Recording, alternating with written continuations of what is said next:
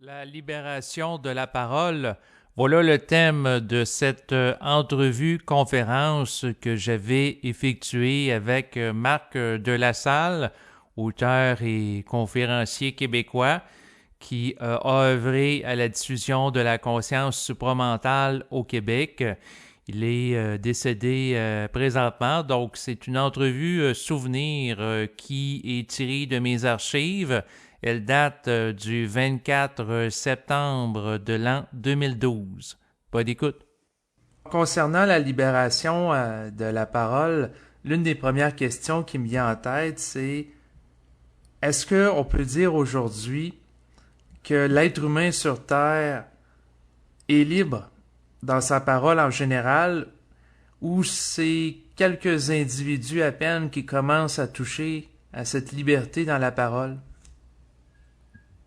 Je dirais en gros que la libération de la parole n'a pas commencé réellement sur la Terre. Donc, on serait possiblement dans la deuxième partie de votre question, parce que la première partie fait référence à l'ego dans l'homme. Puis l'ego dans l'homme n'est pas assez scient pour comprendre ce qui se passe sur la Terre et sur les plans occultes. Et donc, il ne parle pas nécessairement, il jase beaucoup plus qu'il parle.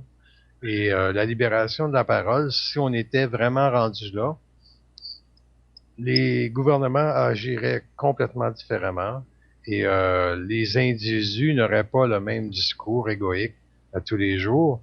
Puis on aurait beaucoup plus de direction dans notre vie par rapport à où on doit aller. La libération de la parole va permettre cela.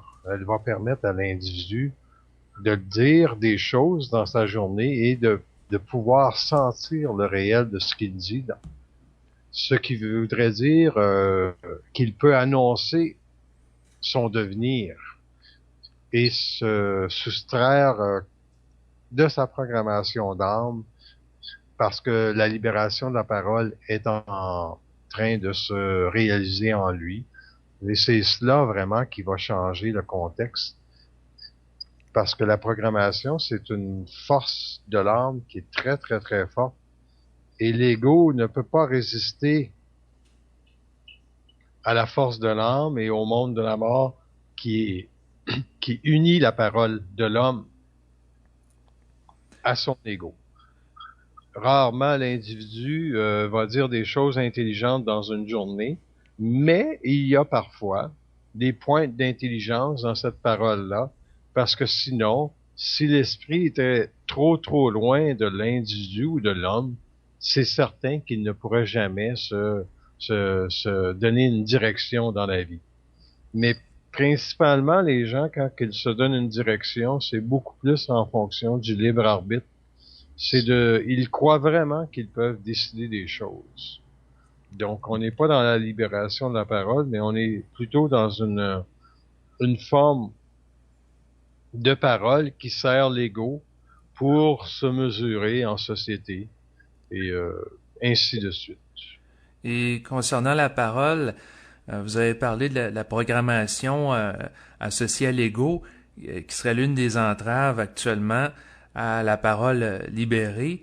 Et quelles seraient les autres entraves, donc les autres éléments qui empêchent présentement à l'être humain d'accéder à une parole qui est libre? Euh, c'est très difficile dans le contexte qu'on est présentement pour l'individu de reconnaître où la société est rendue en fonction de l'évolution de la Terre. Donc, pour entrer dans une libération de parole, il faut aussi connaître l'agenda de la planète Terre. En ce sens, combien d'individus auront dans les années à venir la capacité de se démarquer du connu, de la connaissance, pour entrer dans le savoir. Et c'est là l'enjeu. Lorsque l'homme va rentrer dans le savoir, il va pouvoir déterminer à travers les forces de sa conscience ce qu'il y a derrière le terrain qui mine la parole de l'ego sur la terre. Et après ça, on va pouvoir entrer dans une nouvelle configuration de la terre qui va permettre à l'individu de reconnaître ce qui est intelligent et de ce qui ne l'est pas. Il est très difficile aujourd'hui pour tous les individus d'avoir accès à l'intelligence et c'est l'intelligence qui va trancher pour savoir si une personne qui annonce quelque chose le fait en tenant,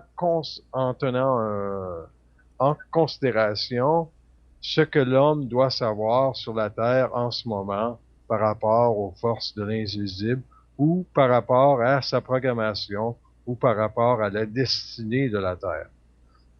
Est-ce qu'il y a beaucoup de gens présentement qui sont capables de déterminer les enjeux de la Terre? Je dirais que non. La plupart des gens vont dire simplement, il y a des choses qui doivent changer parce qu'on s'en va dans un mur avec l'environnement, avec la famine dans le monde, les guerres, etc.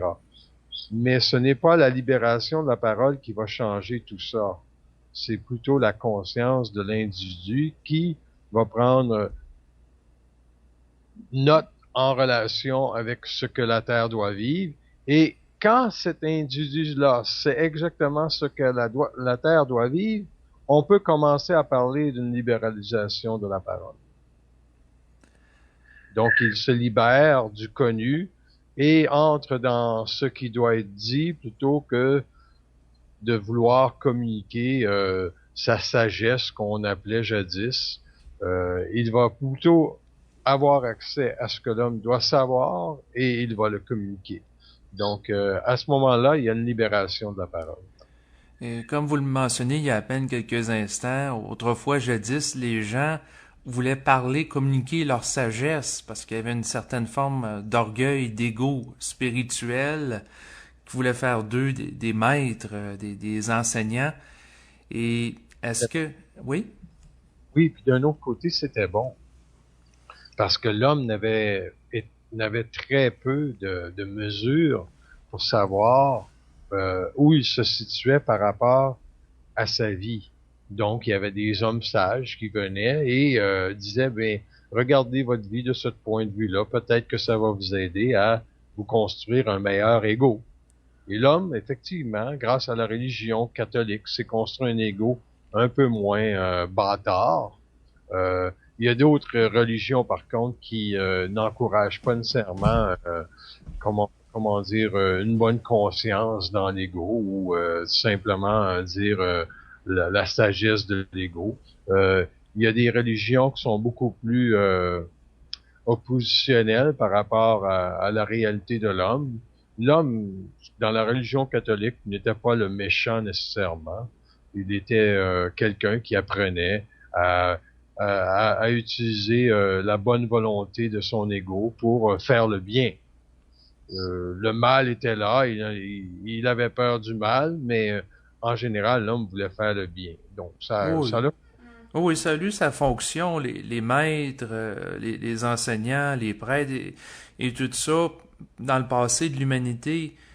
Mais à l'époque actuelle, où ce que actuellement il y a un nouveau cycle qui s'entame dans l'évolution de l'humanité, je crois que les gens doivent venir éventuellement être capables d'être autonomes dans leur canalisation d'esprit pour avoir une parole avec une certaine impeccabilité en étant centrique et en ne dépendant pas d'un maître ou d'un individu extérieur à soi pour être autonome. Oui, c'est en plein cela. Les individus aujourd'hui n'ont plus à référer à la conscience d'une société ou encore un mouvement de masse ou un maître pour se situer dans leur vie.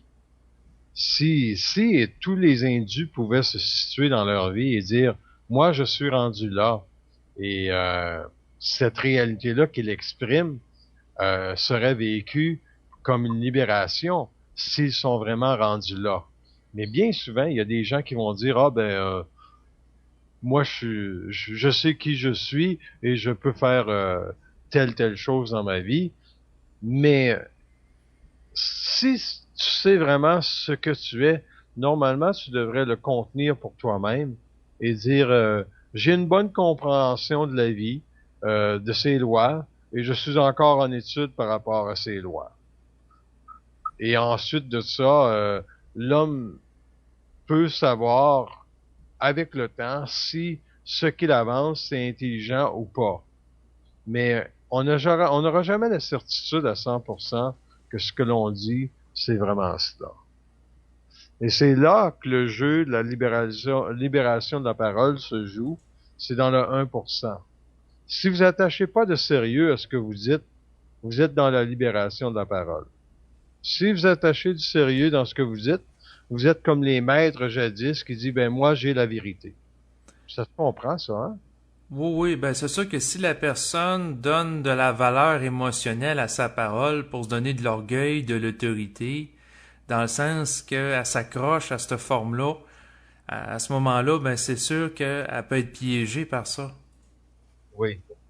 Ben, le piège et le piège, en gros, se situe à savoir, est-ce que l'homme est prêt de, de libérer sa parole? Je dirais que non. Parce que pour libérer sa parole, il faut avoir accès au savoir. Et cet accès-là au savoir, on l'a comment? Comment l'homme le vit, cet accès-là au savoir? L'homme va avoir accès au savoir. Ben, je fais référence à la femme aussi. L'homme et la femme vont Mais avoir. justement, pourquoi pas employer le terme l'humain qui est plus englobant que l'homme? Ah, pour moi, l'humain, ça, c'est une bonne question. Si, supposons, je fais référence à l'humain au lieu de l'homme, je parle de l'humain et des faiblesses de sa conscience qui sont reliées à l'âme. Si je parle de l'homme, la race de l'homme, je fais référence à la destinée que l'homme doit vivre. La race humaine, c'est une âme. C'est, c'est un vocabulaire qui est attaché à l'âme. Alors que la race humaine de l'homme, puis là, quand on parle supramental, on parle d'un homme qui se libérera du connu pour entrer dans sa parole. C'est la nuance qu'on pourrait apporter. Moi, je comprends votre point de vue. Euh, donc, vous pouvez continuer là-dessus. Sur quelle partie? Sur la race de l'homme? En fait, non, juste avant de faire cette parenthèse-là, on parlait par rapport à la parole. Oui. Et puis, comme on le mentionnait notamment, c'est que il y a des gens, des maîtres, bon, qui ont utilisé la parole dans l'histoire, ils ont eu leur fonction, mais ça a ses limites aussi. Puis, à quelque part, je pense que c'est un petit peu le piège de la vérité qui va faire que ces individus-là vont avoir des comportements dans lesquels ils vont vouloir englober le monde, ils vont vouloir les massifier, ils vont vouloir utiliser leur parole à leur fin. OK. Donc, si dans les années à venir, supposons, un individu comme vous ou n'importe qui rencontre, supposons que vous rencontrez quelqu'un et vous tentez d'une façon ou d'une autre de le séduire par ce que vous avez à dire, vous êtes déjà dans une position de maître. Si vous tentez de lui dire ce qu'il ne doit pas entendre parce que vous avez une certaine voyance de sa condition et vous lui dites, sans nécessairement respecter son temps de développement, vous êtes déjà dans une position de maître. Comment donc l'homme peut être libre dans sa parole pour l'individu? C'est lorsqu'il va rencontrer l'individu, il va reconnaître le temps de l'autre. Parce que lui, si vous avez la libération de la parole dans votre conscience, c'est que ce que vous savez de la vie, ben c'est intégral, c'est universel. Cela veut dire que la vibration de l'autre, vous devriez être capable de la capter et avoir exactement la mesure de l'individu qui se trouve devant vous au niveau du développement de sa conscience. Donc, par les mots que l'autre va dire, il va vous donner aussi des indices. En somme, s'il dit, par exemple, que l'âme est grande, vous savez déjà plusieurs choses sur l'individu, parce que l'âme est petite dans le fond, parce que c'est l'esprit qui doit être grand. Donc la libération de la parole, ce n'est pas comme les maîtres de jadis qui ont tenté de donner à l'individu une direction, mais une direction qui était complètement biaisée en relation avec les croyances qu'eux autres avaient.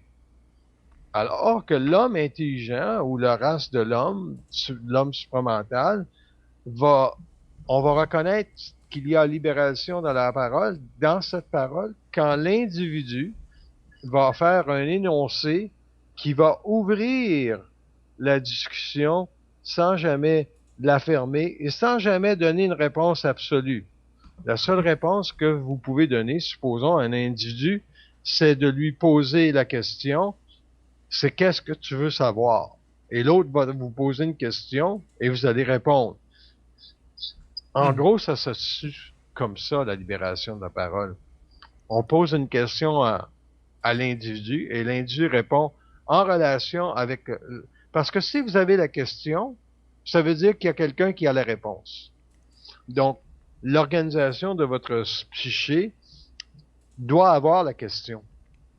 Si vous ne pouvez pas recevoir la question, c'est parce qu'il n'y a pas d'esprit. Quelqu'un qui pose une question, oui, mais qu'est-ce qui va arriver avec les OGM dans le futur? C'est épouvantable, c'est dangereux. Bon, vous savez automatiquement que la personne se situe au niveau de l'âme. Donc, c'est-à-dire que sa question est colorée d'émotivité et colorée de la crainte à l'égard des OGM. Donc, si vous êtes dans la libération de la parole au niveau de cette personne-là, vous n'allez pas commencer à lui dire qu'elle s'inquiète pour rien. Vous allez simplement lui dire, les OGM, ils sont là pour rester. Il y a des gens qui vont les utiliser d'une façon scientifique et il y a des gens qui vont les utiliser pour une raison monétaire, faire de plus d'argent avec les produits agricoles. Et vous dites à la personne, ben c'est à vous de faire une étude des produits que vous voulez manger dans le futur, mais vous pouvez pas vous empêcher de vivre. Donc, le discours s'arrête là. Vous répondez d'une façon neutre à une réaction émotive qui permet à l'autre de possiblement se sécuriser un peu et parce que l'homme, dans la libération de la parole, voudra pas enseigner à l'homme. Il va vouloir simplement permettre à l'autre d'avoir accès à de l'information qui va lui permettre de balancer sa vie. Est-ce que ça se comprend, ça?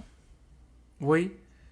Donc, autrement dit, l'individu qui est libre dans sa parole, il cherchera pas à jouer au sauveur avec l'autre personne, puis essayer de le rassurer par rapport à ses craintes qu'il peut avoir concernant les OGM ou autre chose. Parce que dans cette optique-là, si je comprends bien, mais il invite plutôt la personne à être objectif puis neutre, puis à quelque part de se bâtir lui-même sa sécurité ou ce qu'il a à savoir par rapport à quelque chose.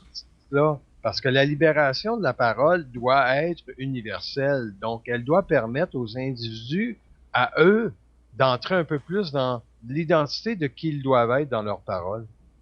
Et c'est pour ça que on va reconnaître quelqu'un qui est libre dans la parole en relation avec l'importance qu'il va donner à ce qu'il dit. Si, supposons, on vous dit, ah, ben, écoutez-moi bien, là, c'est ça qui est le plus important pour vous. Ça, c'est pas la libération de la parole. OK? C'est imposer son autorité comme les maîtres le faisaient jadis. Ça dépend toujours de la relation que vous avez avec l'individu. Si l'autre individu que vous connaissez depuis longtemps, vous pouvez parler d'une façon différente, alors qu'un étranger, vous devez faire très attention de la façon dont vous parlez, parce que ceux qui sont pas dans votre rayon de quotidien ou hebdomadaire peuvent facilement interpréter votre parole. Et c'est à ce moment-là que si vous êtes dans la libération de la parole, vous savez que vous ne devez pas trop parler avec des gens qui n'ont rien à foutre de ce que vous savez de la vie et qui vont l'utiliser contre vous dans une autre forme. Donc, Ouais, ça, dans ce sens-là, il faut pas donner des, entre guillemets, des outils à nos ennemis. non, ben, c'est parce que il y a, c'est comme je disais au début de la rencontre, c'est que les individus qui sont dans la libération de la parole, euh, s'ils le sont réellement, ils vont reconnaître deux choses. Qu'ils n'attachent pas d'importance à ce qu'ils disent et que ce qu'ils ont à dire est dit dans un véhicule où eux ne payeront pas de prix par la suite. Donc, ils n'auront pas parlé, par exemple, à une émission comme TVA ou tu sais, des émissions à grand public. Parce Tu- que leur parole ne sera jamais absorbée. Ils vont créer des chocs à toutes les phrases qu'ils vont dire. Non, c'est sûr qu'on n'est pas encore à l'époque où ce que dans les médias de masse, on va retrouver des individus qui vont pratiquer la parole vibratoire. Non. Parce que la parole vibratoire, ça vient d'où la parole vibratoire? Ça vient, ça vient simplement de la présentation de l'esprit à l'intérieur de la configuration d'un ego transparent. Si l'ego est pas transparent, il n'y a pas de vibration dans la parole. Parce que l'ego retient des formes mémorielles pour se donner une valeur. Et la valeur, ça peut être le petit maître. Ça peut être, moi j'en sais des choses, je sais des choses plus que les autres. C'est un petit air de supériorité. Puis, aussitôt qu'on a un petit air de supériorité, on peut savoir que l'ego est pas transparent. Ou si c'est pas de la supériorité, ça peut être d'autres choses. Ça peut être l'arrogance. Ça peut être, je sais pas. Mais c'est ça. Mais en général, ça tourne souvent alentour de l'orgueil. Oui, ben c'est ça. La supériorité, l'arrogance, c'est tout de l'orgueil. Puis ça, c'est, je pense, c'est l'une des torts qu'a l'être humain tant aussi longtemps qu'il est assujetti par les mémoires de l'âme qui, en fait, fait en sorte qu'il est jamais libre dans sa parole. Ouais, ben, je dirais que l'orgueil, c'est possiblement le plus grand obstacle, comme vous dites, depuis le début de la conférence à la libération de la parole. Et l'orgueil se lit comment? Ben, ça se lit dans plusieurs façons. Mais en gros, de l'orgueil, c'est, si je donne une définition euh, de l'orgueil selon l'esprit, ce serait la suivante. C'est, c'est de croire qu'on est plus grand qu'on est réellement. C'est de croire qu'on est plus grand de ce qu'on est réellement. Ouais, une surévaluation. Quelqu'un qui se surévalue, il n'y a pas une mesure réelle de lui-même, donc il est déconnecté de la réalité, puis tôt ou tard, ça risque aussi de lui péter d'en face. Oui. Parce que quand une personne dit quelque chose dans sa vie, puis elle dit, ah ben moi, je ne ferai jamais plus ça. Il faut faire très attention quand on dit je ne ferai jamais plus ça, parce que si vous êtes dans l'orgueil et si vous n'avez pas, ça revient à ce que je disais au début, si vous n'avez pas la mesure de votre destinée réelle, vous allez être obligé de refaire cela. Et la raison que je ne ferai pas ça, vous dites ça, c'est parce que vous voulez vous convaincre que vous n'avez pas d'orgueil, alors que la vie va vous montrer, ou l'esprit va vous montrer plus tard que vous avez de l'orgueil. Ils sont très intelligents en haut. Exactement, parce que souvent ce qui arrive, c'est qu'il y a d'ailleurs un adage qui dit qu'il faut jamais dire jamais, là, parce que on peut être testé à partir de ça par les forces. Donc tout énoncé qui est affirmé dans une volonté égoïque, de mon point de vue, tôt ou tard, va être cassé par l'esprit à travers des situations, des événements et des chocs pour réajuster l'ego s'il est en décalage avec sa source. Aussitôt qu'il y a un décalage avec la source, l'homme qui va dire jamais, jamais, je ne ferai ça, là, c'est certain qu'il va se faire, il va se faire tester puis il va rencontrer son Waterloo dans la vie. Par contre, vous pouvez dire et vous pouvez affirmer des choses, mais si vous avez la transparence dans votre ego, vous allez voir que ce que vous dites va se concrétiser. Parce que la parole, la libération de la parole, c'est un chemin qui trace le devenir de l'homme. C'est pas une chose qui va vous garder dans les deux pieds dans la boue pendant des siècles ou des années. Ce que vous dites va créer une ouverture. Et cela, c'est les plans occultes le savent que toutes les fois que vous adressez la parole, indépendamment de qui écoute, vous allez avoir des confrontations et des oppositions. Parce que ils ne veulent pas que l'homme se crée un chemin. Ils veulent garder l'homme dans le connu. Ils veulent garder les oppositions entre les hommes. Ils veulent garder surtout l'orgueil de l'homme contre l'homme. Et c'est là que, quand l'homme dit jamais, jamais, il se fait tester parce qu'il y a de l'orgueil. Heureusement que l'esprit veille au grain dans ces cas-là. Exactement. Et parlant de la libération de la parole, l'une des questions qui me vient en tête, c'est de savoir, est-ce qu'à l'époque actuelle, où ce qu'il y a des médias de masse là, de plus en plus nombreux, où ce que les gens ont accès à différents moyens de communication, que ce soit Internet, le téléphone cellulaire, et également où ce que les valeurs démocratiques sont plus présentes, là, notamment aux États-Unis et dans les pays occidentaux. Est-ce qu'on est dans un contexte qui est propice présentement en termes technologiques et politiques pour la libération de la parole humaine? C'est, comme vous dites, la parole humaine, parce que la parole de l'homme, on l'entend pas. Mais c'est surtout Twitter, c'est la parole humaine. Les médias de masse, c'est toute la parole humaine. On remarque combien de politiciens font des erreurs sur Twitter ou encore en public, ils disent telle chose, mais ils doivent se rétracter. Pourquoi doivent-ils se rétracter? Parce qu'ils n'ont pas la parole. Tout ce qu'ils ont, c'est la connaissance et ce qu'ils sont. Donc, s'ils avaient la parole, ils n'auraient jamais besoin de se rétracter. Ils ne diraient non plus jamais mes paroles ont dépassé ma pensée. Les paroles, ils dépassent pas la pensée parce que la pensée vient avant la parole. Exactement. Donc, quand quelqu'un dit ça, ma parole a dépassé ma pensée, c'est parce qu'en réalité, il manque de contention des forces astrales qui tentent de l'assujettir à travers la pensée. C'est pas qui est derrière sa parole. Moi, je sais très bien qui est derrière ma parole parce que on s'habitue à sa parole, on s'habitue à son verbe. On ne dit pas toujours les mêmes choses.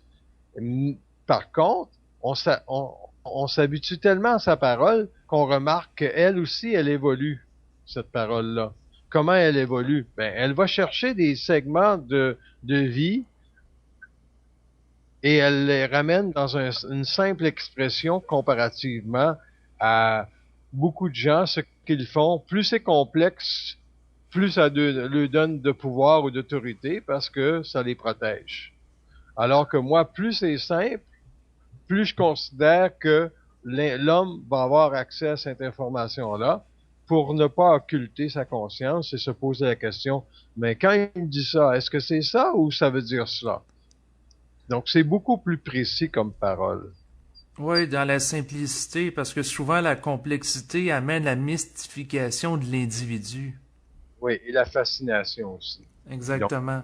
les maîtres utilisaient beaucoup ça. Vous lisez la Bible et il y a personne qui comprenait. C'est tout un sujet à interprétation parce que la parole dans ce temps-là était codifiée pour ne pas trop permettre à l'homme de développer d'orgueil indirectement par rapport à ce que l'initié, le Nazarien, aurait pu dire. Mais d'un autre côté, cela a énormément nui aux individus parce que quand c'est libre à l'interprétation, il n'y a pas d'études. C'est juste des opinions, des points de vue. Moi, je donne jamais mon point de vue et je donne jamais mon opinion, à moins que je dise, ah, ce que je vais vous dire, c'est seulement une opinion. parce que des fois, il faut aller dans le monde et parler avec le monde. Donc, pour ne pas les choquer, on va dire, bon, c'est mon opinion, c'est mon point de vue. Oui, parce que je comprends ce que vous voulez dire. C'est sûr que quand on parle notamment de la Bible, il y a eu beaucoup de symboles là-dedans qui ont porté à interprétation et je crois que les gens se sont perdus à travers ces formes-là au lieu d'apporter leur attention à la vibration qui pouvait s'y trouver derrière. Et c'est parce que c'est que l'homme, pour contester tout ce qui a été écrit jadis, doit avoir accès à sa parole. Il doit se retourner en haut à son esprit et dire, supposons, qu'est-ce que ça veut dire notre Père qui est aux cieux? Hein? Cette parole-là. Notre Père qui est aux cieux. Mais Mhm. c'est qui notre Père? Mais notre Père, c'est l'Esprit. Que ton nom soit sanctifié. Ben, t'es-tu là? Est-ce que tu es là, mon esprit? Aspect. Tu sais, les gens ont donné des paroles pour parler de l'esprit. Notre Père qui est la prière. On voulait savoir d'une certaine manière qui était l'autre côté. Ouais. Mais c'est ça, le problème avec la prière, c'est que les gens faisaient un monologue intérieur au lieu d'être en communication directe avec leur esprit. Oui, mais en général, les gens étaient en communication avec une entité du monde de la mort. Et c'est eux autres qui le priaient, sans le savoir. Parce qu'il n'y avait pas le verbe pour percer, puis aller chercher l'esprit. Donc, l'individu a été assujetti à plein de croyances, comme on disait que la prière, il y a quelqu'un qui va t'aider si tu pries, hein? Mhm. Ou tes vœux vont être exaucés. Mais ça faisait partie de l'endoctrinement de la conscience de l'homme à une parole qui était assujettie à des forces occultes. Alors que maintenant, l'homme va dire, si vraiment il veut parler de l'autre côté, là, s'il veut parler à des entités, il va tout simplement dire, il dira pas, j'aimerais ça parler avec des entités, parce que l'homme, ça veut dire que s'il aimerait ça parler avec des entités, ça veut dire qu'il est pas prêt à parler avec des entités. La première chose que l'homme va faire, il va poser la question, t'es-tu là, le double? Est-ce que tu es là? Il y a des gens qui n'auront jamais de réponse à ça. Et il y a des gens qui vont avoir des réponses à ça. Ou bien ils ont des réponses puis ils veulent pas l'entendre. Parce que la minute qu'il y a de la pensée, c'est parce que quelque part, il y a des entités qui produisent la pensée, tu sais. Oui, et donc il y a des gens qui vont vouloir entrer dans cette parole-là pour faire à croire que l'individu est en contact avec son double, alors qu'il est en contact avec avec les muses de l'astral, des anges, des guides spirituels ou d'autres entités, un mort qui circule près de sa maison. Et c'est ça la problématique. Parce que pour entrer dans la libéralisation ou libération de sa parole, vous devez savoir toujours à qui vous parlez. Quand vous parlez, vous adressez votre discours avec une entité du monde astral ou du monde mental. Donc, quand on adresse son discours, il faut savoir à qui on parle. Et ensuite, une fois que ça s'est établi, si vous n'êtes pas capable d'établir ça, regardez si ce qu'on l'on vous dit est intelligent ou pas. Exactement. Ou sinon en faire une lecture vibratoire. C'est-à-dire que plus qu'on s'adresse à une entité de bas niveau, plus la vibration est basse. Moins il y a de vitalité, plus que l'énergie est lourde, plus que de l'émotionnel, plus qu'il y a du doute, ainsi de suite. Mais ça se résume encore, une entité de bas niveau, ça se résume encore à la vibration de l'intelligence. C'est la seule protection que l'homme peut avoir. Est-ce que c'est intelligent ce qu'ils disent en haut? Si, supposons, euh, vous attachez de l'importance à ce qu'ils disent, vous attachez de la croyance, ça veut dire que vous n'êtes pas intelligent et vous ne saurez jamais si c'est intelligent ou pas ce qu'on vous dit. Oui, je comprends ce que vous voulez dire dans le sens que si on met de la croyance en quelque chose, on est plus libre dans notre mouvement, on parle à fluidité. C'est cela. Par exemple, faites l'expérience de me poser une question en relation avec ce que votre esprit veut savoir sur la vie ou de la vie ou pour servir le propos de cet entretien-là. Quelle serait la question que vous auriez? Est-ce que votre parole est libre? La mienne? Oui. Oui. Je dirais, pour ma conscience, je dis qu'elle est libre dans le sens que je peux parler de tout. Mhm. Donc, si je peux parler de tout, je peux demander ou exiger du double de mon esprit, de me faire part de ce que je dois savoir maintenant pour le communiquer. Et si, supposons, j'ai une question et il ne veut pas répondre, je vais lui demander pourquoi il ne veut pas répondre. Et s'il n'est pas capable de me donner une réponse intelligente, je vais je vais pas le tester, mais je vais plutôt le confronter lui-même dans son intelligence et lui exiger de savoir pourquoi l'information doit être retenue et qu'il me donne davantage d'informations par rapport à ce que l'homme doit savoir et s'il ne doit pas savoir ça. Prenez par exemple les OGM. Il faut faire très attention à ce que l'on dit par rapport aux OGM parce qu'il y a des forces occultes qui sont derrière cela. Et ça pourrait changer beaucoup de choses dans la société. Et ce n'est pas le temps de changer beaucoup de choses dans la société. Autre nuance, on pourrait parler du pouvoir occulte de savoir ce qui va arriver avec Israël et l'Iran.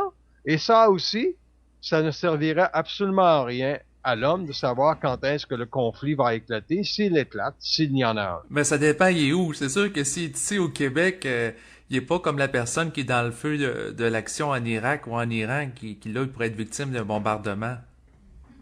Mais le problème avec la société d'aujourd'hui, c'est que tout événement qui va se passer à un endroit va affecter le reste. À travers la médiation, mais c'est ça, la médiation des événements dans les médias de masse. Mais ce que je veux dire, c'est que quelqu'un que sa vie peut être potentiellement en danger parce qu'il se trouve actuellement en Irak ou en Iran, donc advenant qu'il y ait une guerre entre les deux, et pas dans le même contexte qu'un individu qui va regarder la situation à distance en Occident. Il y a des gens qui vont être fragilisés au niveau de leur conscience matérielle, leur conscience psychique, lorsqu'il va y avoir un conflit. Regardez le 11 septembre, à quel point cela a affecté l'Amérique. Ça a affecté énormément l'Amérique. C'est le plus gros choc depuis la Deuxième Guerre mondiale que l'Amérique a connu. Et cela dicte la conscience de tous les êtres humains sur la Terre présentement en relation avec le terrorisme. Donc, un événement va isoler quel qu'il soit sur la Terre. S'il a un enjeu planétaire pour développer la conscience et permettre que la libéralisation de la parole se fasse, il y a des gens qui vont parler dans le futur pour expliquer aux gens ce qui se passe. Et possiblement que c'est à ce moment donné-là que les gens vont peut-être un peu plus s'intéresser à la parole vibratoire. Ils vont être fatigués d'entendre les mêmes discours. Ils vont savoir qu'est-ce que moi je peux faire pour moi-même pour avoir plus d'identité et savoir ce que je suis et où je m'en vais. Et quand l'avenir de la Terre va devenir incertain, parce que là, il n'est pas incertain, l'avenir de la Terre. Il est très certain. La plupart des gens peuvent planifier qu'en 2020, l'économie de la Terre va être revenue, etc., etc. Mais lorsque l'avenir de la Terre va être incertain, c'est à ce moment-là que la libération de la parole va prendre son essor. Où les gens vont devenir plus esclaves de leur peur, puis sombrer dans certains cas dans la folie. Oui, c'est un bon point parce que la folie va ramasser tous ceux qui ne seront pas capables de supporter des chocs à venir qui vont se produire dans la masse et dans la société au niveau des chocs environnementaux et aux chocs même politiques. Et on regarde seulement le Japon et la Chine présentement qui sont à couteau tiré. Exactement, il y a des tensions. Sinon, le point que je voulais amener, c'était par rapport aux événements de nature catastrophiques ou à bouleverser l'individu. Souvent, ce qui arrive, c'est que les gens vont aller dans une polarité ou l'autre, c'est-à-dire qu'ils vont sombrer dans la crainte, la folie, le désespoir, ou au contraire, ils vont s'élever et ils vont développer une force de volonté pour être capables de faire face à l'adversité. Oui, ils vont développer des mécanismes que l'ego a pour faire face à ce qui va frapper à leur porte. C'est certain que l'homme n'est pas équipé suffisamment en esprit pour faire face à ce qui va frapper à sa porte demain. Par contre, il y a de l'information qui circule et les gens vont aller voir cette information-là lorsque ça va vraiment aller mal. Peut-être que vos conférences ou ce que vous avez fait dans le passé va être plus intéressant pour les gens lorsque ça va vraiment aller mal que ça l'est aujourd'hui. Parler de la libération de la parole en 2012, c'est bon pour ceux tout simplement qui veulent avoir une compréhension élargie de où l'homme est rendu dans sa conscience. Il y a plusieurs personnes qui vont dire pourquoi est-ce que lui il dit que il est libre dans sa parole et moi je constate qu'il ne l'est pas. Ça, c'est votre point de vue. C'est le point de vue de l'homme. On n'a pas à se mesurer, on n'a pas à se comparer. Quand on pose la question, on doit savoir qui il parle, qui parle à travers soi. Est-ce que c'est sa conscience qui parle à travers soi ou c'est la conscience d'une entité cosmique ou une entité astrale? Parce que moi, je fais très attention dans les années à venir. Je crois que l'individu va devoir reconnaître sa parole non pas par la canalisation, mais par la vibration. Je ne sais pas si vous êtes capable de faire une différence ou si vous voyez une différence dans ça. Ben, justement, j'allais vous questionner là-dessus pour savoir qu'est-ce que vous entendez, parce que c'est sûr que moi, à première vue, je vois une certaine... pour moi, c'est quelque chose de synonyme. OK, donc canalisation, ça c'est le premier mot que j'ai mentionné, et le deuxième, j'ai parlé de vibration. Ouais. Donc, quand vous êtes dans la canalisation, vous acceptez que quelqu'un parle à travers vous. Est-ce que vous êtes d'accord avec ça? Ben, en général, quelqu'un qui fait consciemment de la canalisation, mais la plupart d'entre nous en font inconsciemment. Donc, il y a des gens qui parlent à travers eux, mais les gens le savent pas. C'est ça. Ça, c'est ouais. Ça, c'est un courant qu'on a utilisé beaucoup dans le passé pour démontrer que la pensée venait d'ailleurs et que, à travers la pensée, il y avait quelqu'un qui créait cette pensée-là, qui était à l'origine de cette pensée-là. Et l'origine de cette pensée-là, c'est quelqu'un qui parle. C'est un créateur. On est d'accord? Ouais, ou des forces du monde de la mort qui répètent des choses qui ont été déjà créées par le passé. Et dans ce cas-là, c'est une entité, c'est ça, une entité astrale qui va émettre par vibration astrale, OK, ce qu'elle sait de la vie et elle va vouloir vous l'imposer.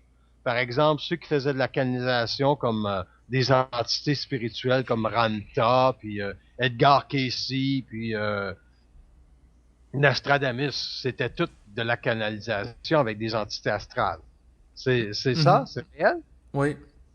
Donc, quand on va parler de vibration, moi, j'ai pour mon dire ceci.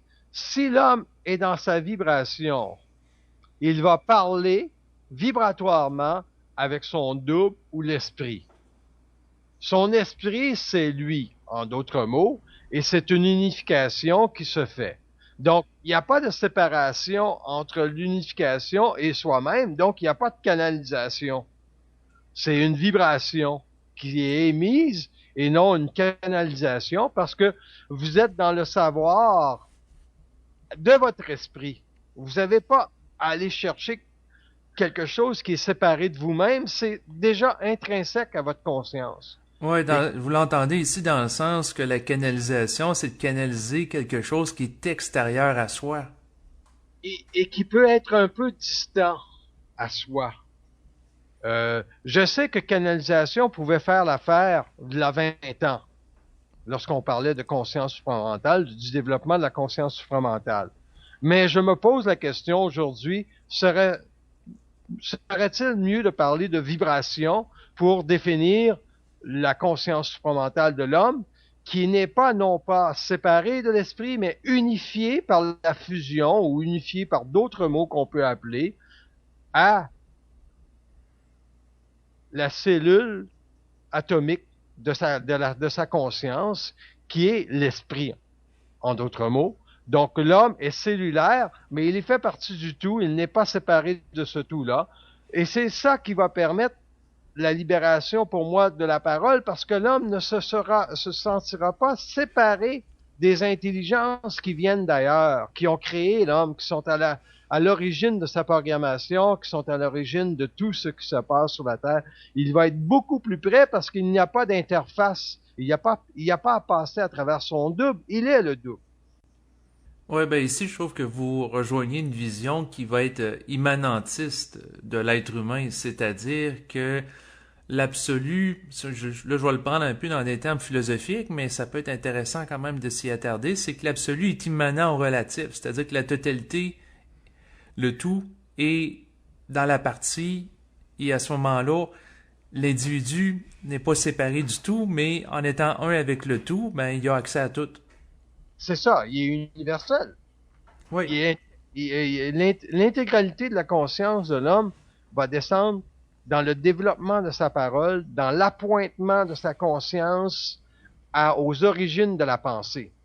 Quand vous avez une conscience très, très définie, vous n'avez même pas à poser la question si c'est intelligent ou pas. Avant même que la pensée descende dans votre esprit ou dans le corridor de votre intelligence, vous savez que cette pensée-là n'est pas intelligente, elle vient de l'astral ou elle vient d'une entité qui peut faire partie des intelligences cosmiques ou qui peut faire partie tout simplement du double de votre esprit. Exactement, mais le phénomène que vous nommez, c'est l'instantanéité de l'accès au savoir. Un peu comme si, quand on commence à se poser une question, on n'a même pas le temps de la finir et la réponse survient dans notre esprit. C'est cela. C'est cela. Oui, ben c'est intéressant. Parce que si l'homme n'a pas accès à la vibration de sa parole et qu'il la canalise, il n'aura jamais la certitude pour lui-même, je ne dis pas pour les autres, là. Il n'aura jamais la certitude qu'il a été intelligent seul. Quand on canalise, est-ce qu'on peut avoir la certitude qu'on est intelligent seul? Surtout pas dans le sens que si la personne canalise comme autrefois ça se faisait, donc la personne entre dans un état de transe puis elle va canaliser par exemple l'archange Michael et elle est inconsciente alors qu'elle canalise parce qu'elle laisse son corps à une entité, c'est sûr qu'elle peut pas être consciente si elle a été intelligent ou non.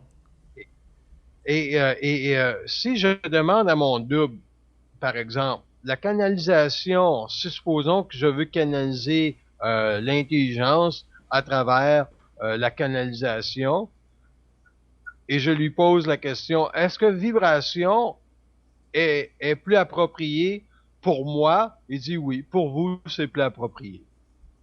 Il dit pour d'autres, ça va être canalisation, et ça peut, par contre, permettre une interprétation. Et là, il faut dire, oh, mais est-ce que c'est une entité astrale ou une entité mentale qui est derrière la canalisation? Alors que lorsqu'on parle de vibration, on parle jamais au niveau de la parole, l'homme vibratoire qui va parler, on ne peut pas parler d'entité astrale, c'est déjà su, on est déjà dans l'absolu, l'intégralité que l'homme fait référence au savoir de la vie et non pas à des connaissances. Et est-ce que ce discours-là va résonner un peu plus dans les années à venir pour ceux qui vont vouloir développer leur conscience? Est-ce que ça va servir? J'en ai rien à foutre. Tout ce que je dis, c'est cela. Oui, exactement, parce que ce qu'on dit, on le dit pour soi. L'avenir de l'humanité, son évolution, ça y appartient. On n'a pas à prendre en charge le destin de l'humanité sur ses épaules. Je ne le dis pas pour soi non plus, par contre. Il y a une grande nuance entre ce que je pourrais dire. Parce que si on le dit pour soi, c'est parce qu'on veut se convaincre. Parce que... Ah, c'était pas dans ce sens-là que je l'entendais. C'était plus dans le sens de se savoir. Oui, parce que le savoir, ça ne se parle pas pour soi-même. C'est un soleil, le savoir. Mm-hmm. Et le soleil, il ne rayonne pas pour lui-même, il rayonne tout simplement. C'est une vibration, le savoir. C'est un rayonnement. Et si vous faites des émissions et des entrevues avec des gens, c'est non pas pour rayonner pour vous-même, mais c'est parce que dans le rayonnement de l'échange avec quelqu'un d'autre, vous êtes dans l'étude de ce qu'on peut appeler quel sera le devenir de l'homme de demain.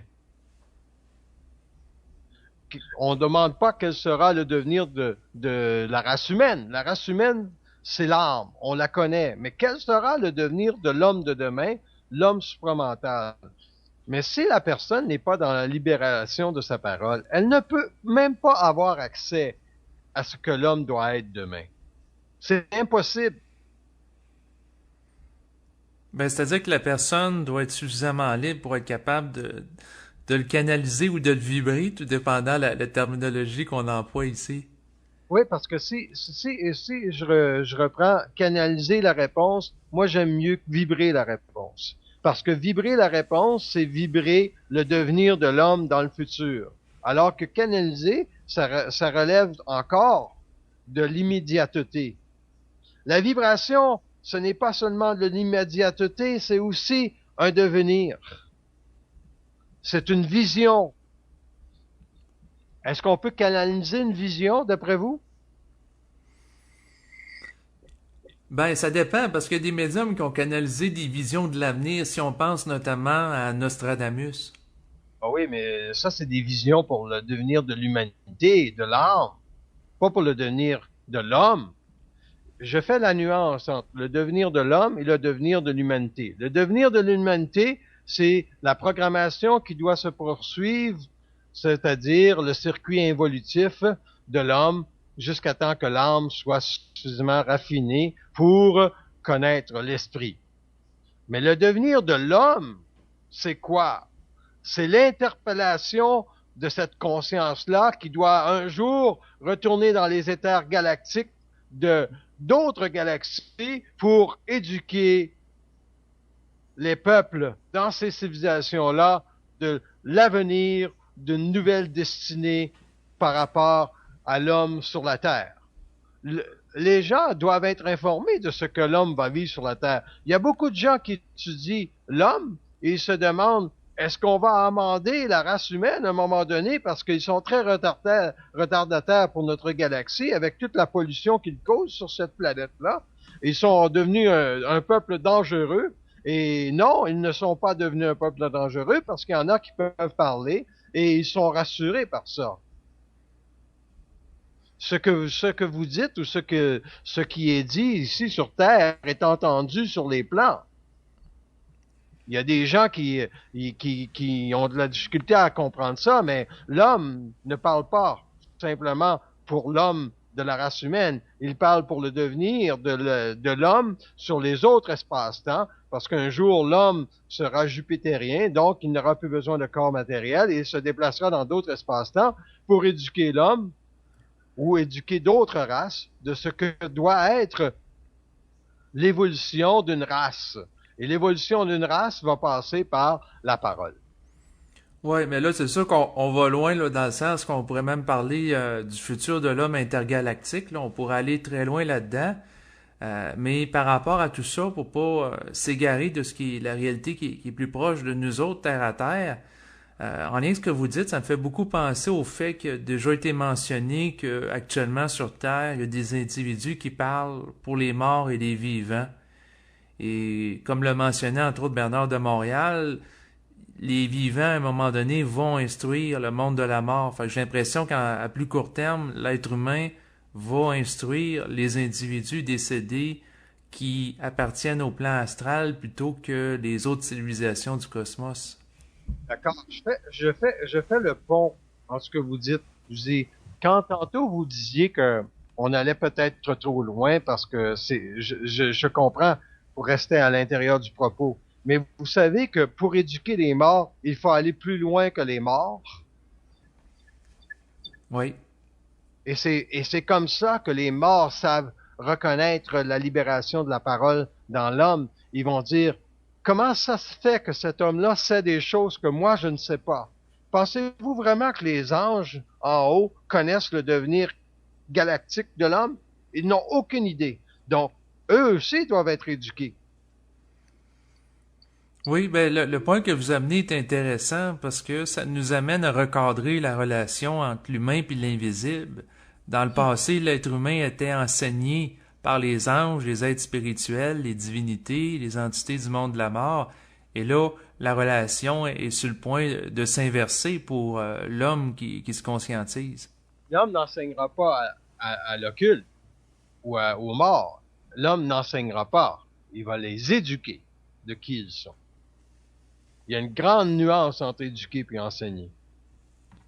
Par exemple, celui qui est dans la libération de la parole éduque. Celui qui enseigne jase, il parle, il communique ses connaissances. Alors que celui qui éduque aura la capacité dans sa parole de faire vibrer le monde de la mort et d'élever la vibration du monde de la mort en leur disant qui ils sont. Les anges sont très contents d'apprendre ce soir qu'il y a des hommes qui vont parler sur la terre et qui vont leur dire qui ils sont. Et il y en a, pour la plus grande majorité, ils ne sont pas contents. Oui, et le problème que j'ai ici, c'est que je constate que, et peut-être c'est la même chose pour le matériel que vous produisez, c'est qu'il y a très peu de gens sur Terre actuellement qui sont concernés par les propos qu'on tient, et j'ai l'impression que ça s'adresse plutôt aux êtres dans l'invisible.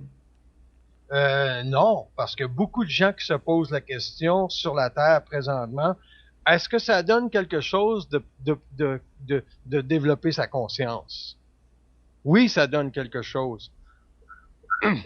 Excusez, parce que ça vous amène à développer votre parole et à développer votre relation avec le savoir. Il y a des gens qui vont dire, mais il est complètement capoté, cet individu-là, il devrait le rentrer à la grande bâtisse, alors qu'il y a d'autres qui vont dire, ah, c'est vraiment intéressant ce qui est dit ce soir. Oui, ben tout dépendant comment est la personne, parce que tout est reçu selon la forme du récipient. Oui, puis il y a des gens qui ont beaucoup, qui ont la soif de savoir, parce que ils souffrent énormément dans leur vie. Ils se posent la question, oui, moi j'ai rencontré tel individu, il me dit qu'il est dans la parole, il est libre, et que finalement il me traite comme de la merde. Comment ça se fait-il que je m'en vais chez moi après ça, et cet individu-là, je sens pas que moi je suis petit, lui il est grand. Est-ce que c'est vrai ça? Ben oui, il y a plein de gens qui se font dominer par d'autres sous des beaux discours de libération, parce que les gens, ils voient juste la forme. Tu sais, la personne peut dire, je vais te libérer, mais objectivement, ça se peut que ça soit pas réel. Et est-ce que ça on le voit même dans des gens qui sont dans la conscience? On le voit dans tous les milieux, que la personne soit dans le supramental, dans la haute spiritualité, dans le nouvel âge, dans la religion, peu importe, on voit ça partout. On le voit partout. Et comment on va pouvoir savoir que l'individu qui parle ne nous domine pas? Comment vous pourriez faire la distinction, vous, que l'individu qui vous parle ne vous domine pas? C'est très simple, ça s'évalue à la capacité de respect qui est capable de faire preuve à notre égard, c'est-à-dire en étant capable de respecter qui qu'on est, sans vouloir s'imposer à nous, puis comme vous le mentionnez, nous dominer. Là, c'est sûr que là, je tourne un petit peu en rond, mais... Oh, c'est en plein ça. Ouais. Vous tournez pas en rond. Moi, je considère que c'est ça. Si la personne, comme vous dites, a la conscience d'être avec vous, dans ce que vous voulez vivre ou dans ce que vous vivez, elle est déjà dans le respect de qui vous êtes. Donc, elle a déjà la préséance de savoir que ce qu'elle sait de la vie est seulement important si vous devez le savoir et le partager. Si vous ne devez pas le savoir et le partager, elle va le garder pour elle-même parce qu'elle ne voudra pas vous en faire sentir ou de vous parler de quelque chose que votre esprit ne peut pas absorber et que dans 2 soirées, plus tard, vous vous faites attaquer par les plans astrales parce que là, vous êtes toutes mélangées par rapport à ce qu'on vous a dit. Exactement, parce que sa capacité de respect va faire en sorte qu'elle va être capable de contenir son mouvement, qu'elle va être capable de se mêler de ses affaires. Oui, parce que la libération de la parole, si on revient au thème, passera toujours par la capacité de l'homme qui dit qu'il est dans la libération de la parole, de respecter l'autre, mais aussi de connaître le cheminement absolu de l'autre. Le cheminement absolu, ce n'est pas ce que l'autre doit vivre. C'est que le cheminement absolu de l'autre, c'est de savoir, est-ce que cette personne-là, OK, est initiable ou pas? Est-ce qu'elle va connaître l'esprit ou pas? Moi, pensez-vous que je vais parler avec quelqu'un quand je sais qu'il ne peut pas connaître l'esprit? Je vais tout simplement lui faire la jasette, lui dire, ah, il fait beau aujourd'hui. Oui, c'est une belle journée. Ah ben, j'espère que vous allez cueillir des belles pommes. Non, exactement. Donc, autrement dit, quelqu'un qui est juste au niveau de l'âme, on y parlera pas au niveau de l'esprit parce que c'est comme si on y parlerait en chinois, il comprendra pas. Ça fait pas partie de son registre de lecture vibratoire. Et c'est ça. Puis nous dans cette forme-là, qu'est-ce qu'on fait aussi? On impose une vibration que lui ne peut pas absorber. Et ça, c'est très dangereux. Oui, dans le sens que ça peut entraîner des chocs. Oui, ça peut entraîner des chocs et ça peut amener l'individu au niveau comme je vous donne une mesure de qu'est-ce qui se passe quand on parle à quelqu'un. Premièrement, l'individu arrive devant vous avec sa psyché. Dans sa psyché, il peut y avoir beaucoup d'astralité, peu d'astralité, ou un peu d'esprit ou un peu de conscience, indépendamment. Donc, vous, si vous êtes par rapport à votre conscience dans la libération de la parole, ça veut dire possiblement que vous avez seulement un cadre psychique mental qu'on appelle l'esprit. Donc, ce rayonnement-là crée un magnétisme sur la conscience de l'autre, et le magnétisme que vous créez sur l'autre peut l'assujettir à votre vibration. Et c'est une forme de domination. Donc, c'est intéressant ce que vous décrivez. Donc, à ce moment-là, celui qui a la plus forte vibration dans les deux, c'est-à-dire qui est plus dans l'esprit que dans l'âme, il a la responsabilité de la parole. Et voilà. Il a entièrement la responsabilité de la parole.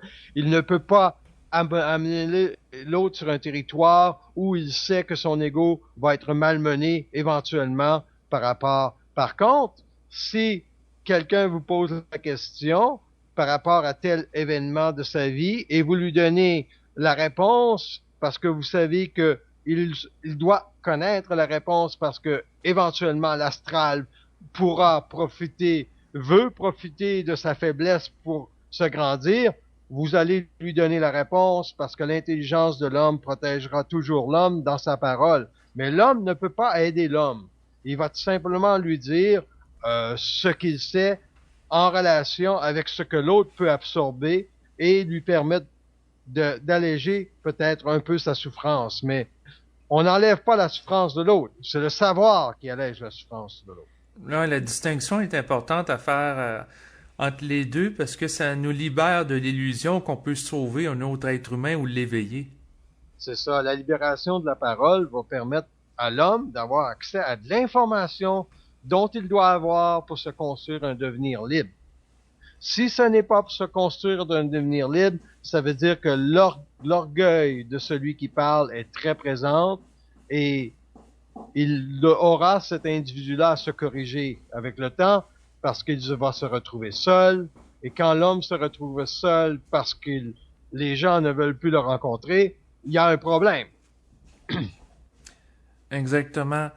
Et dans le fond, par rapport à la parole qui peut être vibratoire, est-ce que de votre point de vue, c'est intelligent que ça circule sur Internet dans le sens que, comme on le mentionnait tantôt, ça peut aboutir chez des auditeurs qui ont la capacité de contenir ça et d'autres non? C'est une très bonne question de savoir pourquoi est-ce que l'homme qui a la libération de la parole peut parler sur Internet et faire des entrevues ou encore faire d'autres...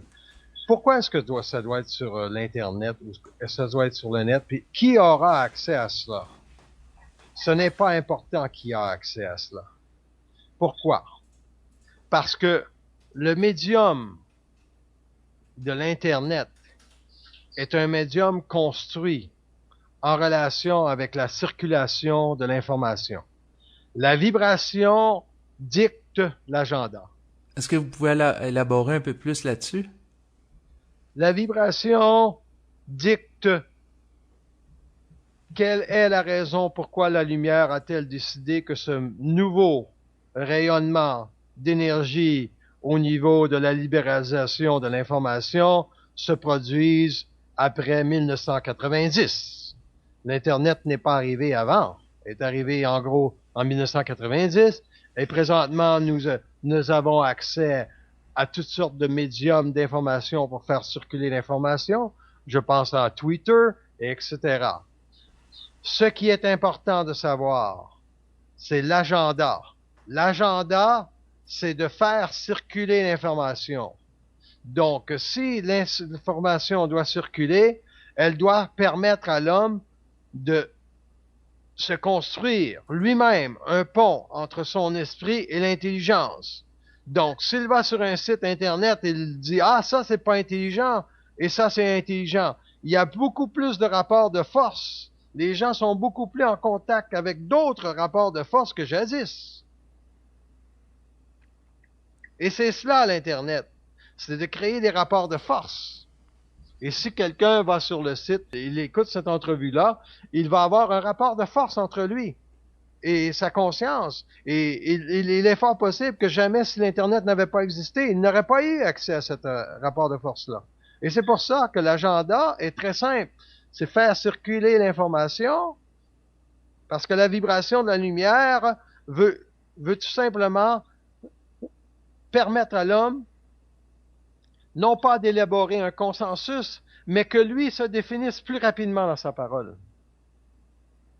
Mais en même temps, si l'agenda, c'est de faire circuler l'information, d'un autre côté, c'est sûr que on voit pas ça apparaître non plus dans les médias de masse présentement, le type d'information qu'on parle depuis tantôt, là. L'agenda, c'est de faire circuler l'information, et le mandat, c'est l'homme qui l'a. Et c'est quoi le mandat de l'homme? C'est de se définir dans sa conscience si ce qu'il entend sur l'Internet est intelligent ou pas. C'est intéressant, ça. Oui, parce que ça l'amène à développer sa capacité de discernement. Et voilà, le discernement, c'est ça.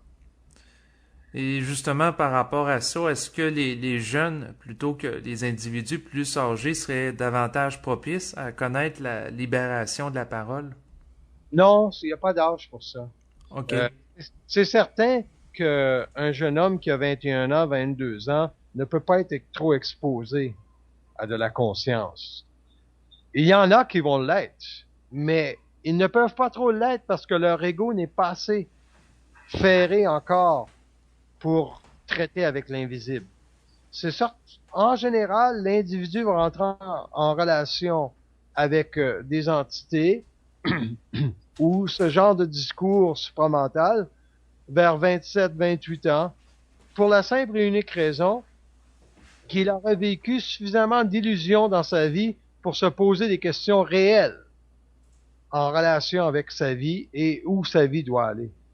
À 21 ans, la plupart des gens ont un ego, ils veulent aller à l'école et ils sont convaincus qu'ils vont réussir dans la vie et ils vont faire ce qu'ils veulent.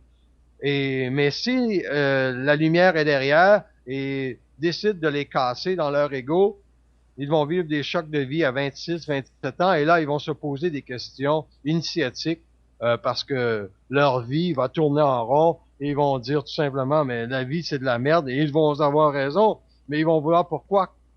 Et quelqu'un qui est intelligent veut comprendre. C'est bien beau de dire la vie, c'est de la merde, mais il veut comprendre pourquoi la vie est de la merde. La vie, c'est de la merde parce qu'il y a trop d'informations qui est retenue contre l'homme. Ouais, dans le sens que l'esprit, puis le mensonge cosmique, puis la situation de quarantaine planétaire fait que l'être humain n'a pas accès à la multidimensionnalité de son être. C'est cela. Puis ayant été dans l'esclavage de sa pensée pendant des âges, il n'a jamais développé d'identité. Donc, en n'ayant pas d'identité, tu es obligé de t'en remettre à la société ou aux religions pour savoir où est-ce que ma vie s'en va. Ça devient existentiel, Mais ce courant existentiel-là mène souvent à la spiritualité. Et la spiritualité te fait prendre contact avec les mondes occultes ou les mondes parallèles, ou tout comme l'ésotérisme. Et si tu restes prisonnier de la spiritualité et de l'ésotérisme, ben, tu restes toujours prisonnier d'un petit maître au-dessus de toi, parce que c'est ça, la spiritualité et l'ésotérisme. Alors que la conscience supramentale, c'est entrer dans l'intelligence de sa double partie cosmique. Exactement.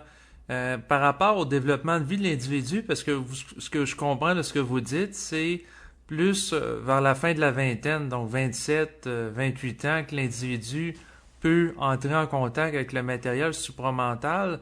Donc, de votre point de vue, est-ce que l'être humain est déterminé, parce qu'il y a plusieurs approches et plusieurs écoles, il y en a une qui va dire que l'être humain vit des cycles de 7 ans.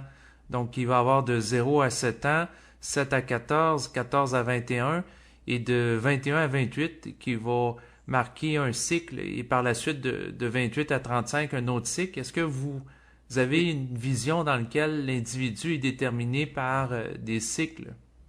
Ah, c'est définitif. De 0 à 7 ans, c'est tout le développement de l'ego qui est en place. De 14, de 7 à 14 ans, c'est tout simplement l'assise de l'ego qui se découvre ses talents. L'ego trouve ses talents. De 15 à 18, ou 15 à 21 ans plutôt. En fait, c'était 14 à 21 ans. 14 à 21 ans, c'est simplement l'acquisition des connaissances de l'ego pour se donner une direction. Et de 21 à 28 ans, c'est la consolidation de cet ego-là pour savoir ce qu'il va faire dans la vie. Et quand il vit le choc existentiel, parce qu'à 26 ans, il y a un accident, puis il est paralysé, là, il vit un choc existentiel, ou peut-être pas paralysé, c'est énorme, excusez, mais il se pourrait qu'il lui arrive quelque chose, un parent meurt, et il se pose des questions sur la vie. Et là, c'est là que la consolidation de tout ce qu'il avait bâti de 0 à 27 ans ou à 28 ans tombe. Donc, il est très, très rare que l'individu va vivre des chocs entre 7 et 14 ans, la mort de quelqu'un, et on va y expliquer ça d'une façon très intelligente. On commence. Donc, si on commence à éduquer les enfants ou les jeunes par rapport à l'esprit et à la pensée vient d'ailleurs, il est certain que le processus du développement de l'ego va s'altérer parce que la programmation de l'ego à travers cette conscience-là va être moins lourde ou moins présente parce que l'âme va avoir moins d'assises et l'esprit va être beaucoup plus présent dans les âges de 21 à 28 ans. Vous, votre esprit, à quel moment donné l'avez-vous rencontré pour la première fois que vous pouvez dire réellement, c'est ça que je vais faire dans la vie? Est-ce que vous vous rappelez? Ben, dans le fond, ce que je pourrais dire, c'est que moi, j'ai vécu un choc à 17 ans. Mon père est décédé. Et tranquillement, j'ai commencé à écrire. Et puis, à un moment donné, ça me parlait, mais c'était pas clair. Ça a été vraiment à l'âge de 28 ans que je peux dire que ça s'est clarifié suffisamment pour avoir une lecture beaucoup plus précise de ce que je vivais qu'avant. Ah, c'est ça. Alors que si vous avez... Mais ce que je voulais dire, c'est que c'était là depuis 17 ans. C'est que ça s'est raffiné, ça s'est travaillé dans le temps. Donc, vous avez eu un choc de vie plus jeune que la plupart des gens parce qu'ils préparaient déjà la rencontre de l'esprit éventuellement. Alors que il y a des gens qui vivent absolument rien dans leur vie. Donc, sans choc de vie, y a-t-il évolution? La réponse est non. C'est le choc de vie ou la souffrance qui amène l'homme à se poser des questions. Si vous ne souffrez pas, vous ne posez pas de questions, vous allez au Centre Bell et vous allez voir Madonna. Non, c'est ça, exactement. Généralement, l'âme qui ne souffre pas, elle s'intéressera pas à écouter des enregistrements comme on le produit, qu'on le fait présentement. Et c'est important pour l'individu de savoir quand est-ce qu'il a rencontré son esprit pour la première fois. Parce que la rencontre de l'esprit pour l'homme marque le début de l'éveil de son ego à sa grandeur, à sa véritable grandeur. Moi, la première fois que j'ai vécu ça, j'avais probablement 17, 18 ans. Et un jour, j'ai su que j'allais écrire des livres et donner des conférences. J'étais là, à un moment donné, je marchais et j'ai dit, ah, un jour, je vais donner des conférences et je vais écrire des livres. Mais est-ce que j'ai voulu faire ça? J'ai complètement oublié ça. Ça m'est revenu simplement vers l'âge de 37, 38 ans, quand j'ai commencé à donner des conférences. Ah, c'est vrai. Ou quand j'ai écrit des livres, ah, c'est vrai, j'avais déjà eu cette forme-là de moi-même, jadis. Dans le sens que vous étiez programmé pour ça? Ah, on est tous programmés pour vivre de la puissance ou de l'impuissance. Et si on est programmé pour vivre de la puissance, on va connaître l'esprit.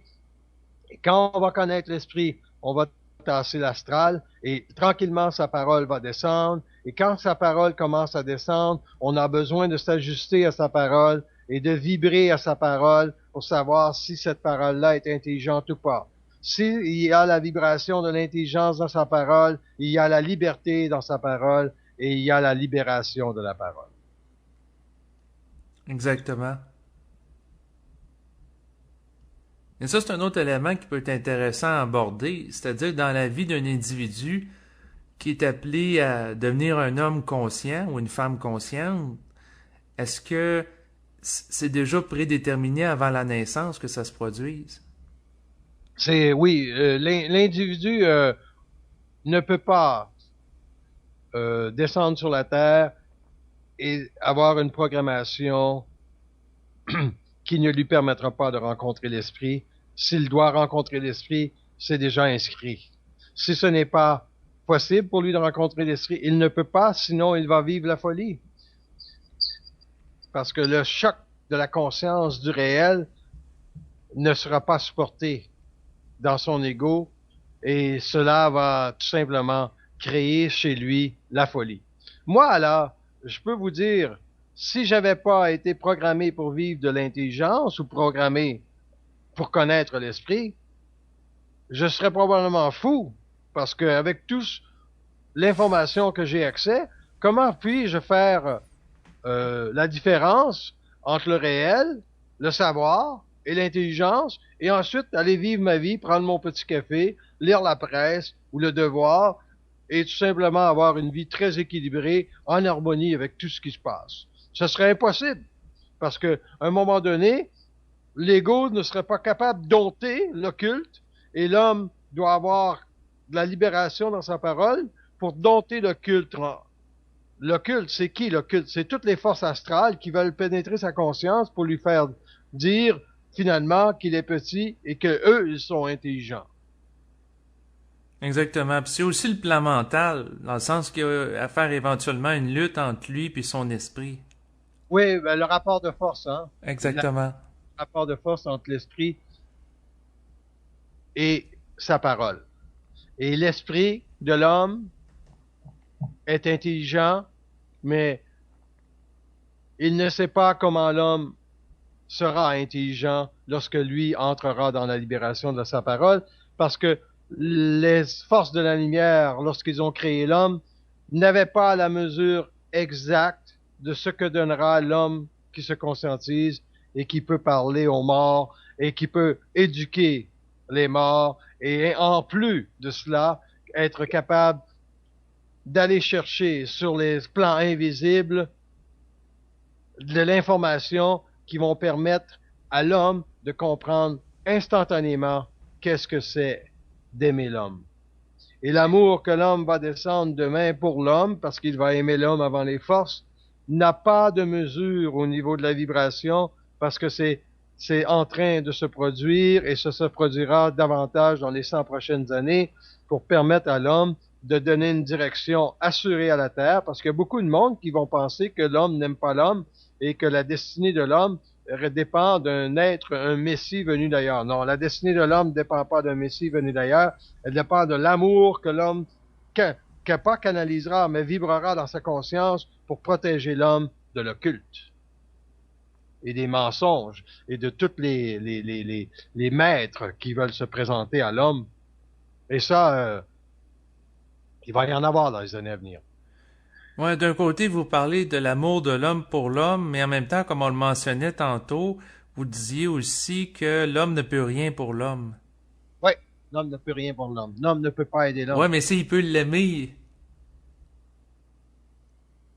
L'homme n'aime pas l'homme en tant que tel. C'est l'énergie de l'amour qu'il a pour l'homme. Pas un homme en particulier, mais pour l'homme. Dans le sens de l'humanité?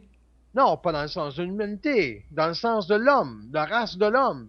La race de l'homme, c'est qui la race de l'homme?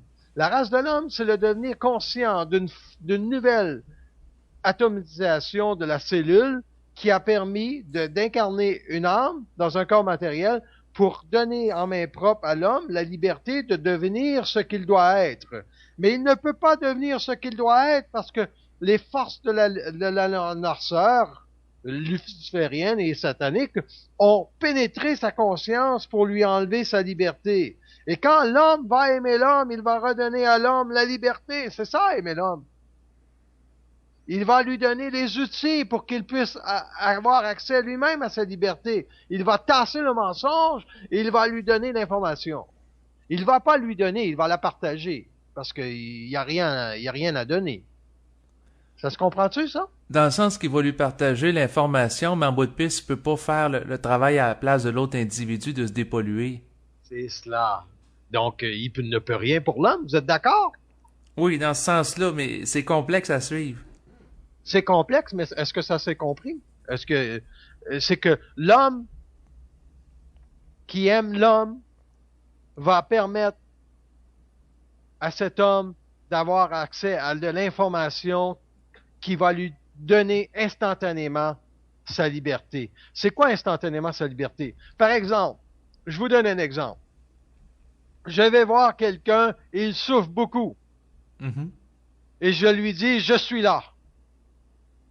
Et je le prends près de moi et je lui dis ce qu'il a à entendre par rapport, supposons, oui, mais ma mère, elle est morte et je souffre énormément du fait que ma mère est morte. Qu'est-ce que vous pouvez lui répondre par rapport à ça? Si, supposons, vous aimez l'homme, vous allez tout simplement dire, oui, votre mère est morte. Par contre, vous devez vivre votre vie.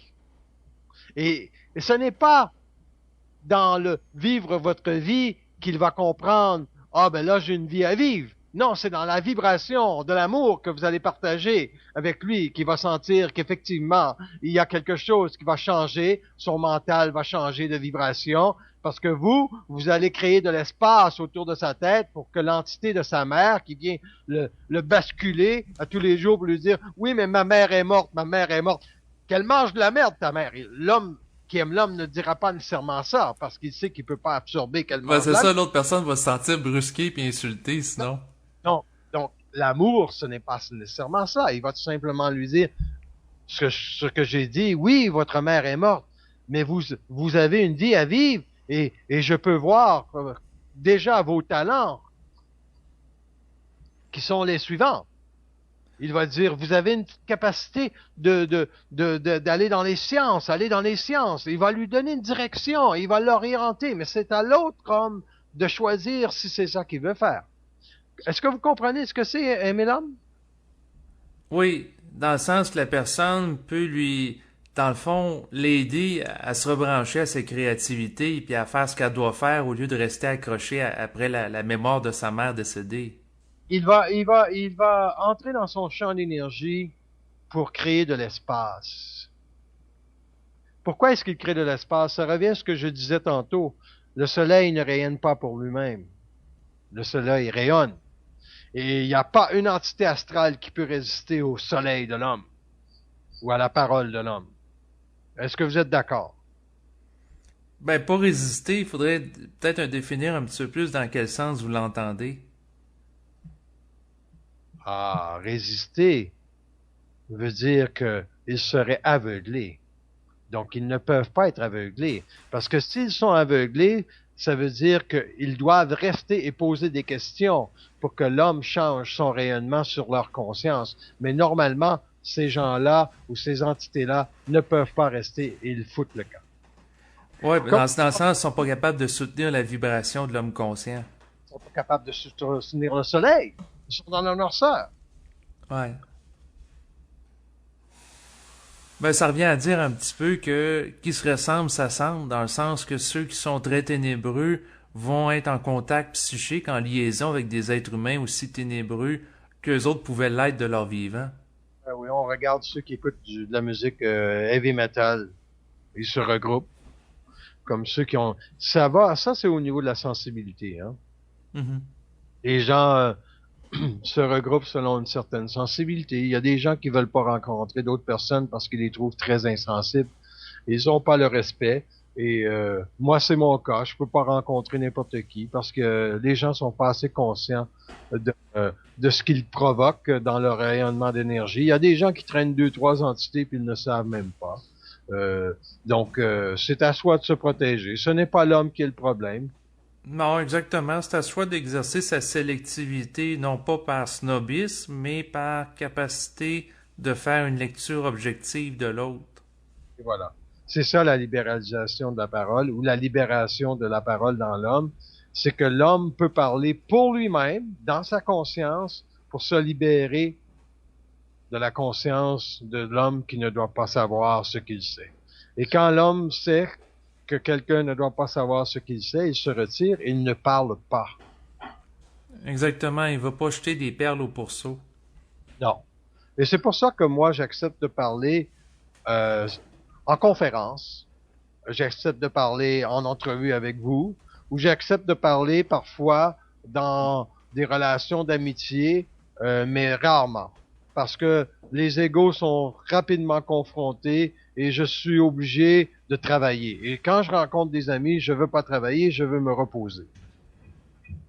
Exactement. Puis ça, c'est un autre aspect qui peut être intéressant d'aborder, c'est que quand on se conscientise, on a une sensibilité plus grande qui fait qu'on est capable de voir quand les autres sont astralisés, manipulés par des entités des plans astraux, et les gens ne le voient pas nécessairement eux-mêmes.